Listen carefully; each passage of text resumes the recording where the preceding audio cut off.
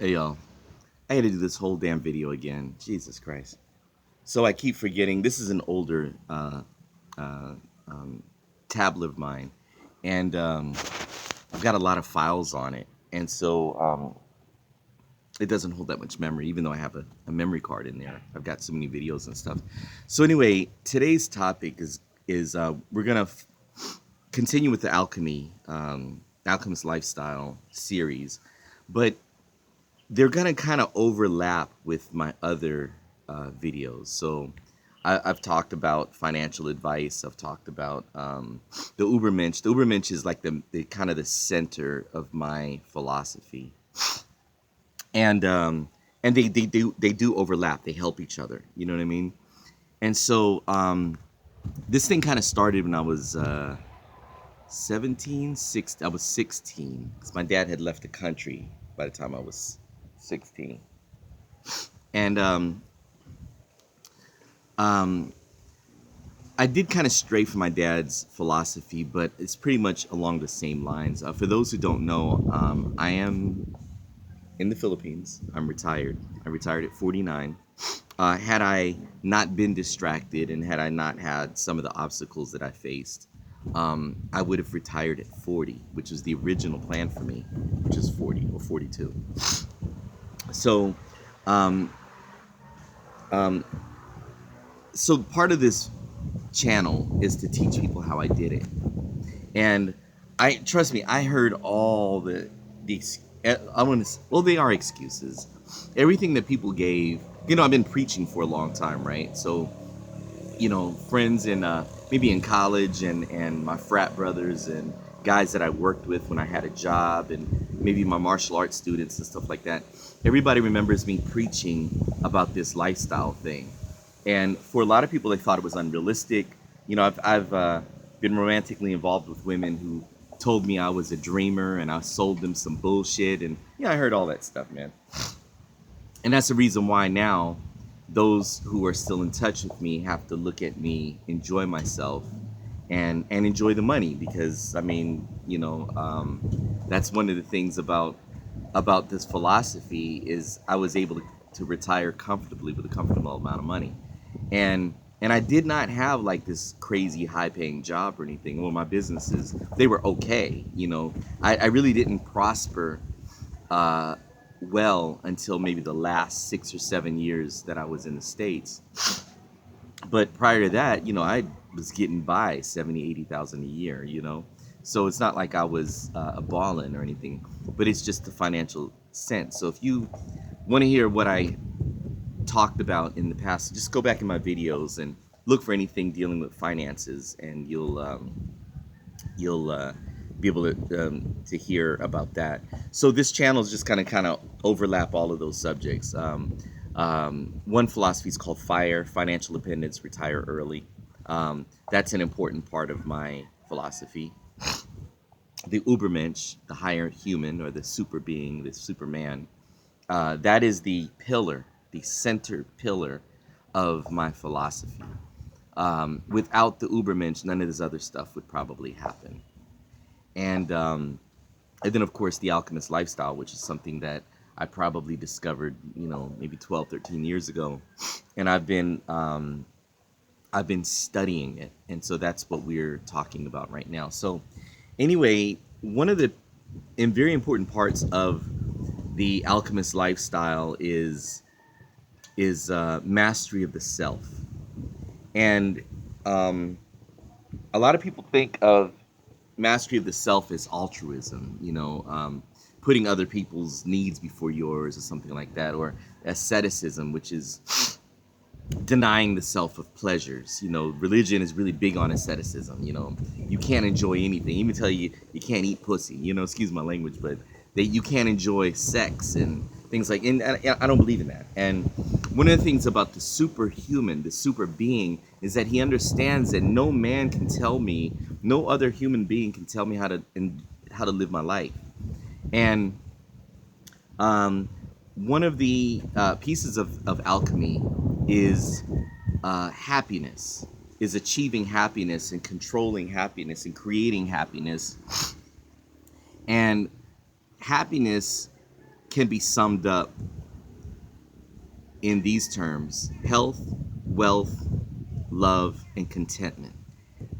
When you have good health, when you have comfortable wealth, not necessarily extreme wealth, but just comfortable wealth, when you are content with yourself, content with your life, when you have found love and you get the amount of love you require, then you have happiness.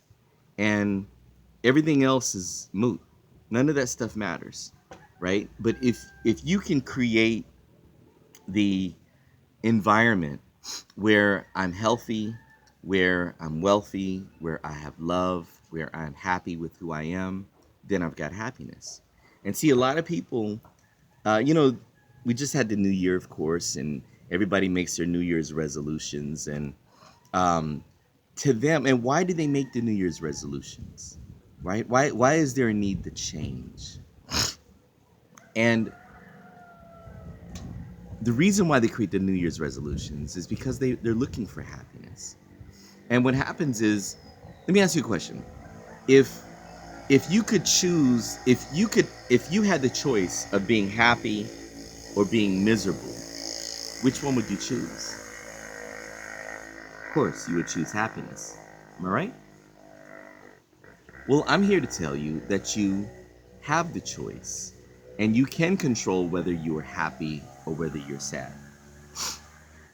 You know, the mind is like a very, very powerful, it's like the most powerful force on the planet. And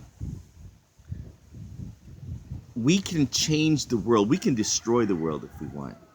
And individually, each person can create the kind of world they want, but they have to start here. If it doesn't exist here, it's not going to exist out there. You understand?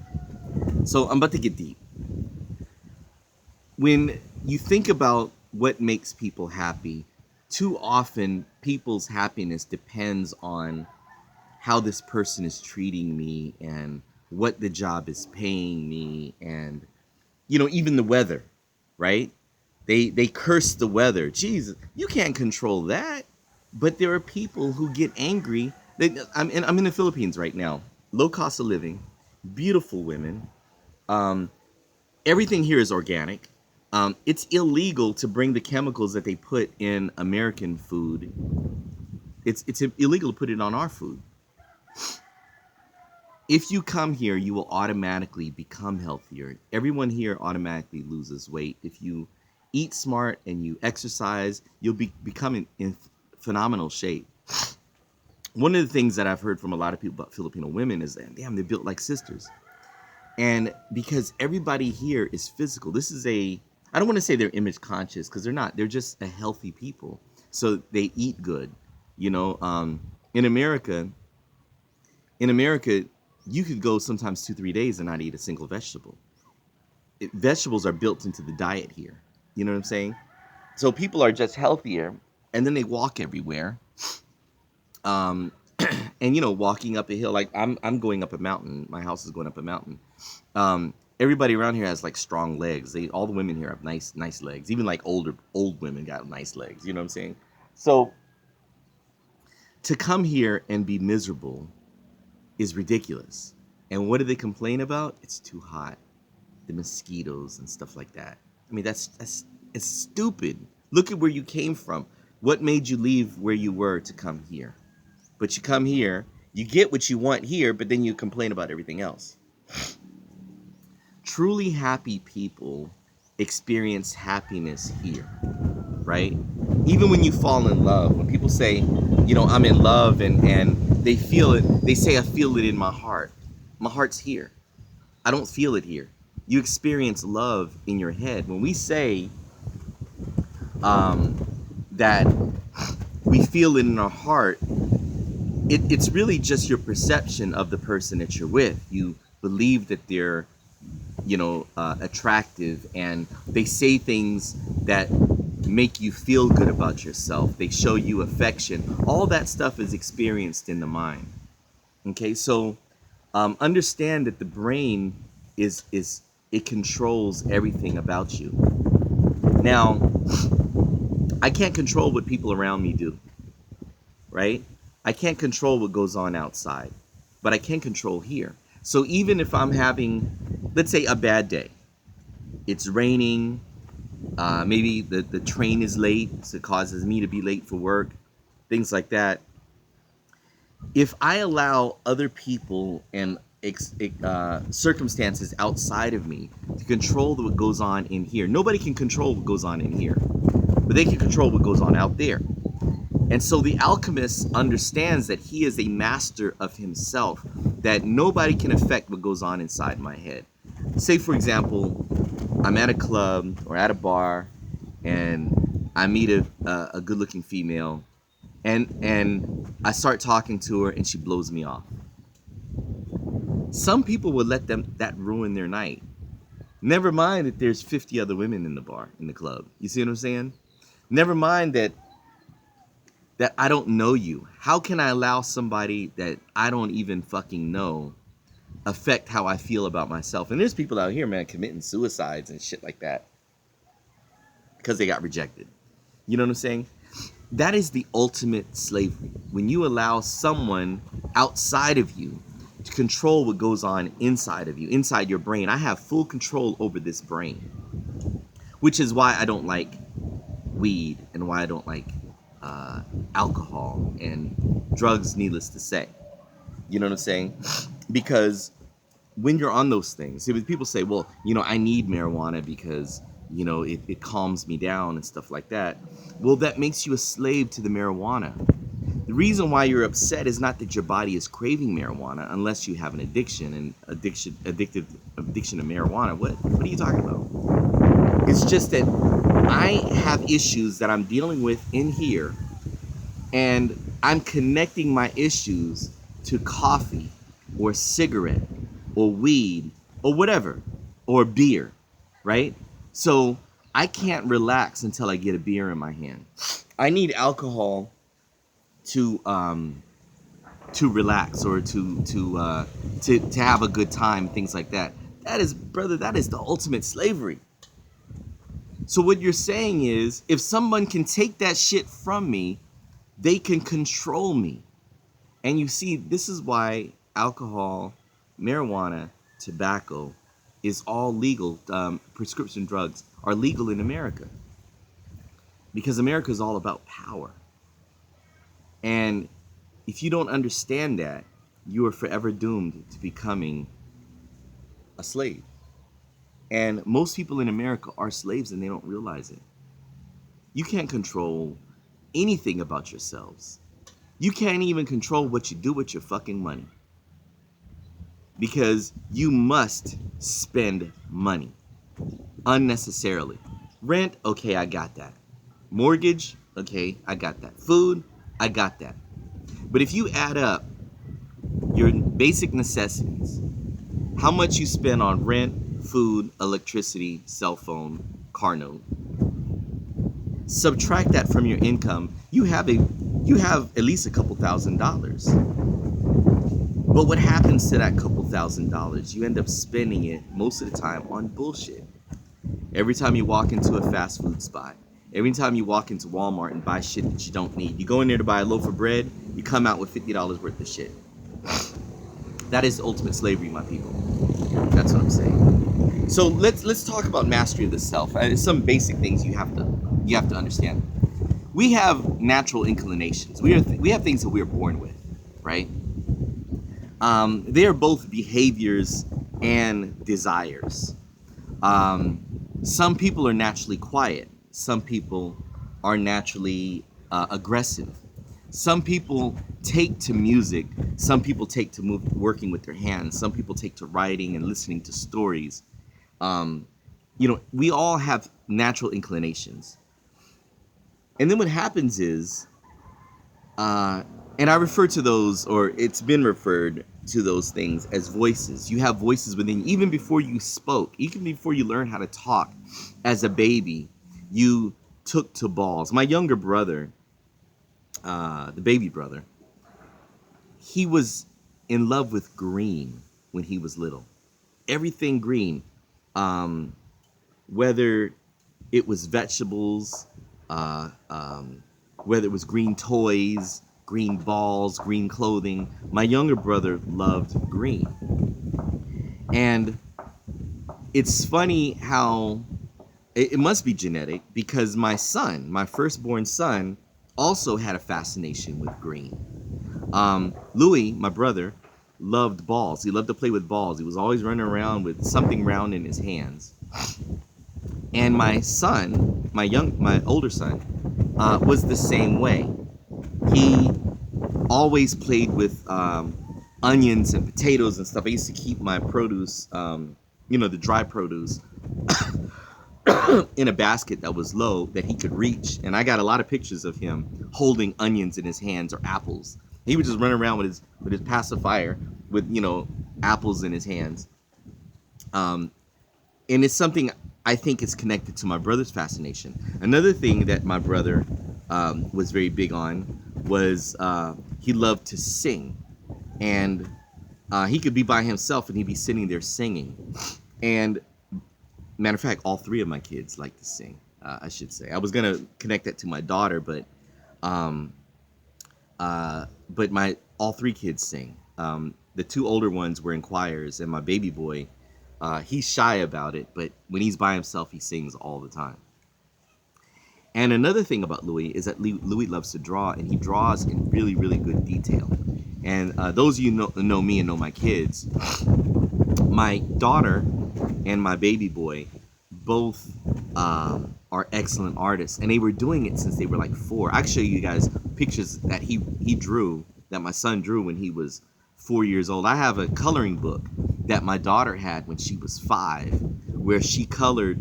First of all, she colored all the people in her coloring book brown. Love that girl. And but she also colored with very good detail. She stayed within the lines. At 5 years old, they ain't doing shit like that. So I took a picture, I cut the page out and took a picture of it, of her coloring Kim Possible. I think that's who that was. Kim Possible, some cartoon. And she colors Kim Possible brown. And it looked like a grown-up colored that page, but it was actually a 5-year-old. And she was in kindergarten. You know what I'm saying? So anyway, but these are things that are connected to my brother. So I know that these are genetic inclinations. Now, whether or not my kids follow in Louis' footsteps. Oh, and then I was always fascinated with weapons. So even as a kid, I was swinging weapons around before I even learned martial arts. And all three of my kids are completely enamored with weapons. They're always swinging them around. Even before I started teaching them, they were already doing stuff on their own, just as I had done. So we have these inclinations. We have these personality traits. Some people quiet, right? Some people loud and boisterous. My oldest son and my youngest son are both quiet kids. My daughter, she's rambunctious and aggressive and loud. And my philosophy had been to allow them to be that way. I've had people refuse to babysit my daughter. I never had a problem with her because I understood my daughter. She takes after my temper. I had a hot temper. My daughter's got a hot temper. I accept that, but not everybody can accept that. And what happens is we get to a point where we stop listening to the voices inside us. The voices telling us, you like to draw, you liked playing with balls, you like the color green. And we start to listen to parents. Little girls shouldn't act that way. I remember my cousin came and visited, and my cousin told my daughter, little girls aren't loud. They're not loud. They should be nice and quiet and soft. And I was like, hey, don't do that. I'm not teaching her that, And we get it from we starts with our parents, right? It starts as infants of our parents, and our parents are molding our personalities, molding our interests. They buy us the things that they would like to see us playing with. They shape our personalities because some things they don't think are appropriate, or they don't think that's a good personality, good thing to have in your personality. And then when we go to school, we're hearing these things repeated by the school. In the school, the teachers, the classmates, the administration, they require us to be a certain way when we're there. And so what happens is, as we go through life, we are subject to the taboos and the expectations and the codes of conduct, the standards of behaviors, even thinking in school, with our family, with our friends, with uh, our romantic partners, even on social media. There are codes of conduct. There are standards there that we must abide by, and we end up burying who we really are in order to shape ourselves to fit society, to blend in, to not offend, things like that. You know, on social media, I'll say it had an effect on people to where people no longer speak their minds because they don't want to be outcast. I know um, this is going to be a touchy subject for some people, but homosexuality. There are a lot of people that don't like homosexuality but can't come out and say it because they'll be blackballed. They'll make you lose your job if you say, hey, I'm not with that shit. You know what I'm saying? And so, again, ultimate slavery, you allow someone to force you to conform to their standards. And so, when you are an Ubermensch, when you are a higher person, you serve yourself only. Not saying that you can't have a touch of altruism, not saying that you cannot be empathetic towards others, but when it comes to me, I must be authentic. I cannot put on the mask. And matter of fact, in Jungian psychology, it's referred to as the mask. The conformed you is called the mask. And so what happens to the natural inclinations, the true you, what happens to that? It becomes buried, and it's absorbed into the subconscious. It doesn't really go away. It's always there, but it's repressed, and the mask ends up taking over. And so what happens is you get to a point where you I'm sorry, I got allergies. I didn't think I would get them here, but I got them. You get to a point where you no longer identify with who you really are, and you become a member of society.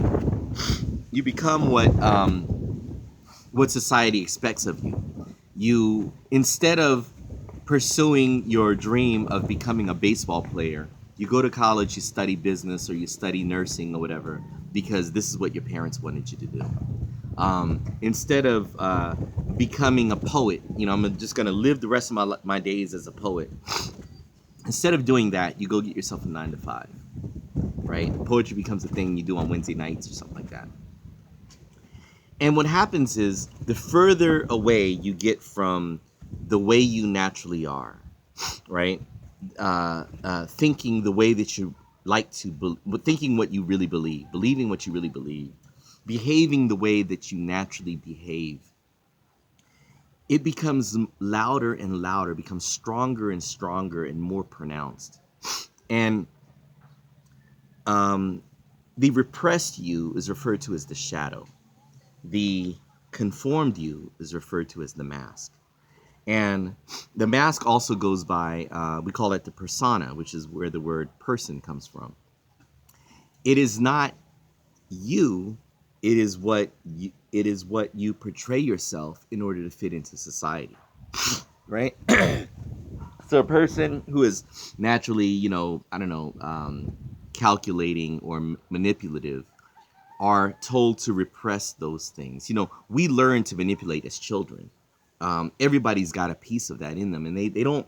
You don't accept that. You don't believe that because you like to think of yourself as good, as ethical, and you know you like to think that you have control over everything you do. But um, but as children, we learn to manipulate people to get them to like us, right? We learn to cry on demand so that mom and dad will give us what we want. We learn, my daughter was very good at putting on the sob face for me, and I fell for it. You know, she's the only girl. If I told her no, and then she would say, okay, and then she'd walk off and look real sad. I'm like, fuck it, come on, let's go get it. You know what I mean? That is something that we learned as children, and some are better than others. And the ones who are better than others are today, they are the power grabbers of today. And the ones who have less of that in them today are the ones who have less power over themselves. They're the ones who go to work, get passed up for promotion, and say, well, fuck it, I guess I wasn't qualified. Where someone else would fight for that job. You understand? And that is a quality that manipulative people have. Now, let me say this about the shadow. The shadow never goes away, and you should not try to snuff it out because you can't. What happens is we have to skillfully merge the shadow with the mask. I'm not saying don't put on the mask when you're out there with people. We have to. I mean, we got to survive. We're a social animal, you know? But you have to accept your shadow. You have to accept the things that are buried deep inside. And then you have to find a way to integrate it with who you are. Because when you don't, it festers. And sometimes it goes overboard, right? Someone who's been sexually repressed. For example, mom and dad, were religious and they didn't allow you to date, and they wouldn't even allow you to watch sex scenes on TV and things like that. Interrupted you. Everybody as a teenager masturbated, but they would interrupt you when they thought you were masturbating. Just this, I know that sounds crazy, but motherfuckers do that shit. What happens is these people end up going overboard with their sexuality as adults, and it explodes out of you sometimes, right? Carl Jung said a change of character brought about by collective effort is amazing. It can take stable and good people and turn them into maniacs. And we like to blame it on external forces, but that wouldn't explode out of you if it had not been there in the first place. And that is very, very true about people, that you will often surprise yourself when the shadow comes out.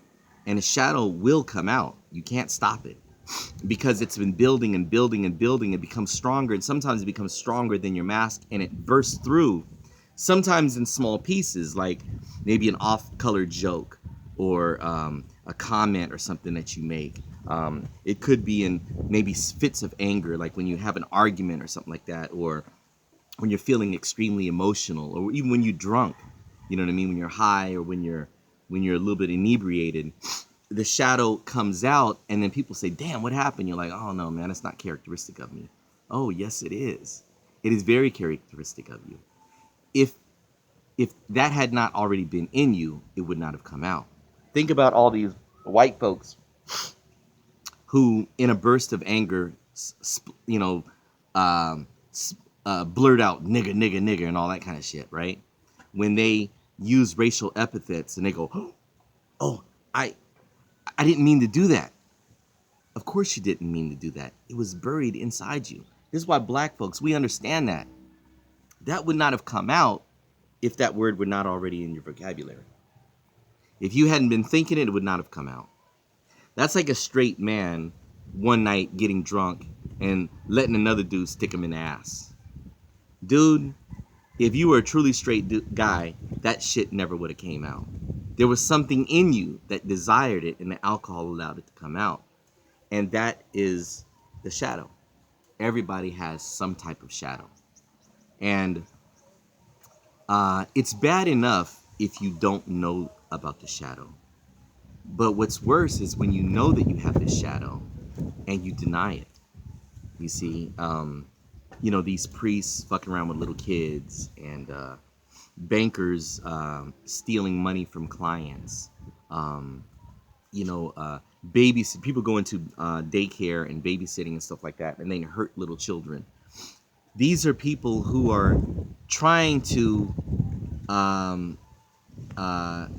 they're trying to repress themselves. And like I said, sometimes they know it's there. right? So, for example, the pedophile who decides to become a teacher, you know what I mean? Or the woman who used to hurt animals when she was little and break her toys and rip the arms off her Barbie dolls and stuff like that, who goes into daycare, you know? They put themselves in position so that they can act out their shadows. And sometimes they don't purposely put themselves in position to act out their shadows, but the shadow takes over their decision making and puts them there. This is why women who really enjoy male company and deep down inside she may long to be promiscuous surrounds herself by men all the time. And she says things like, I can't be friends with girls. I prefer to be around men and stuff like that. There is something to that why you don't get along with women. And you have to think about that. What is inside you that makes you not like women? It also could be that you struggle with homosexuality. You know, one of the characteristics of someone who has an explosive shadow is that they normally go the opposite way. I fear that I may be homosexual, so I act out by hating homosexuals, right? That's called projection. They call, well, shadow behavior. There are shadow behaviors where the shadow overtakes the mask and it affects your uh, your decision making, your behavior, your thinking. And so what happens is people who struggle with sins may become more religious, right? That's why we always talk about, oh, the old player who turned to the church or the old hoe that turned to church. She's trying to repress it, and the player is trying to repress it.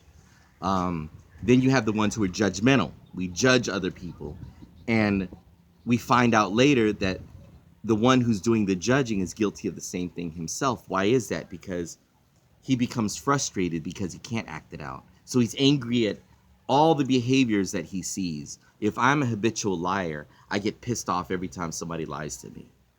You see what I'm saying? And it's even worse when other people are not only not, oh, excuse me. Excuse me. Not only are people not hiding their mask, but they delight in it. You know, they display it openly.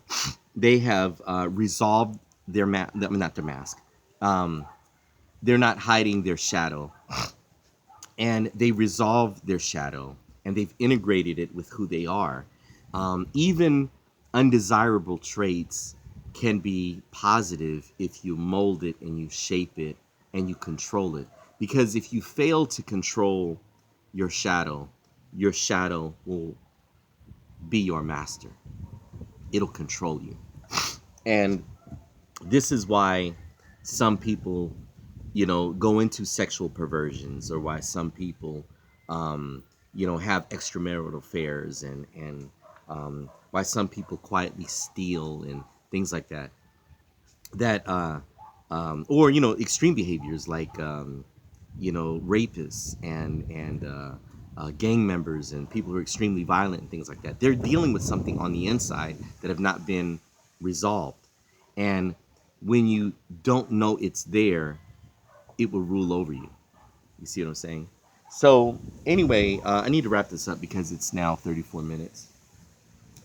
So let's just close it by saying this, that there is something that every year we make a list of our resolutions, right? Because people are yearning to reinvent themselves, but the truth is, you don't reinvent yourself. You don't invent yourself. What you're doing is you're becoming the real you. And so when you make this list, unless the goal is something like buy a house or something like that, but we are always yearning to become our natural selves, especially when you hit this age, right? When you reach 40, 50, 60 years old, people often experience a change. Sometimes they stay consistent through their lives. Many people who are very true to themselves don't have to change because they are exactly the way that they want it to be, right? These are the rebels. These are the outcasts of society. Those who are true to themselves, who say, "I don't care about money. I don't care about your approval. This is me. This is who I am." This is not going to be popular with a lot of people, but this is why many gay brothers and gay sisters are happy, because they don't have to hide what's going on inside them. Now, if you want to talk about what causes some people to turn homosexual or what causes them, that's a whole nother subject. And a lot of gay brothers or gay sisters don't want to. They don't want to have that conversation. But what happens is they'll have the conversation on their terms. So they'll say, well, when I was younger, I was molested by my, brothers, or I was mistreated by my dad or something like that. So when they offer that information, it gives you insight to what's happened. But when you say, well, have you ever gone to counseling? Counseling for what? Well, because it's homosexual. Well, I was born this way. I was born this way is an out, so that you don't have to deal with what you just told me 10 minutes ago about your brother coming and touching you. You see what I'm saying?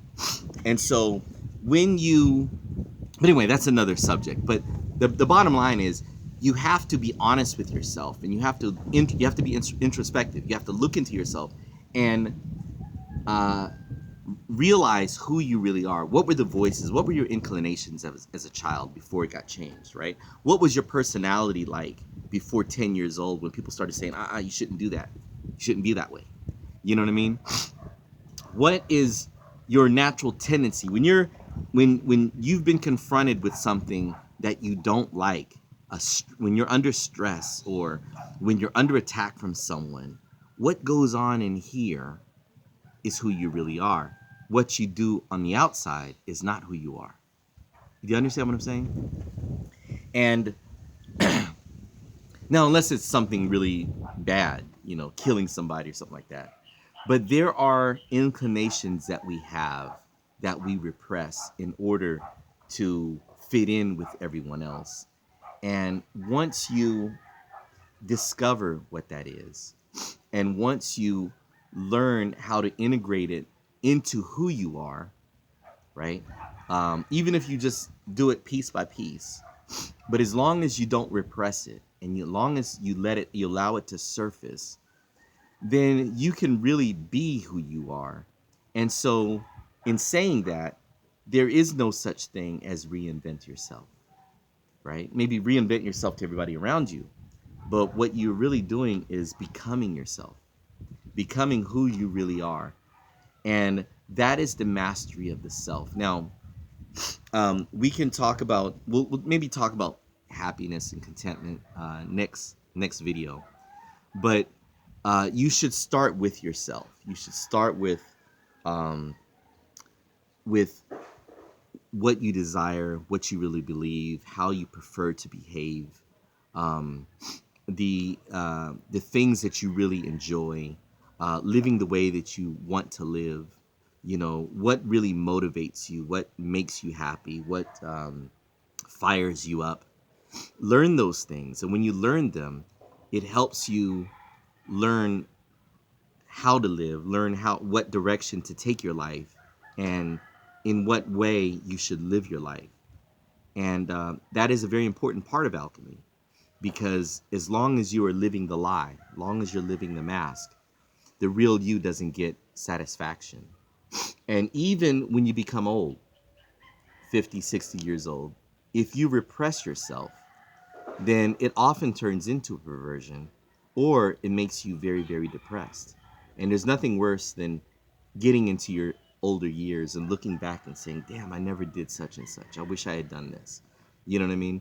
Remember what we said about eternal recurrence. We want to live in a way that at the end of our life, we would want to repeat the whole same thing over and over and over again. Jung had a quotation where he says, that which remains in the subconscious will emerge in the form of fate, right? If we don't control what goes on deep down inside, which they call this, there's a German term called Hintergedanken. Hintergedanken is that which is deep down inside that you are repressing. And when you fail to allow it to surface, and when you fail to allow it to express itself, it explodes out of us. And that's where fate comes in, because fate is what happens to you that you cannot control. And so the alchemist minimizes fate all the way down to where it almost doesn't exist. And that is the mastery of the self, that nothing happens to me that I don't allow to happen. All right, you guys have a good day. Thank you for watching my videos. Make sure you subscribe and then hit the bell button so you get notifications. All right, have a good day.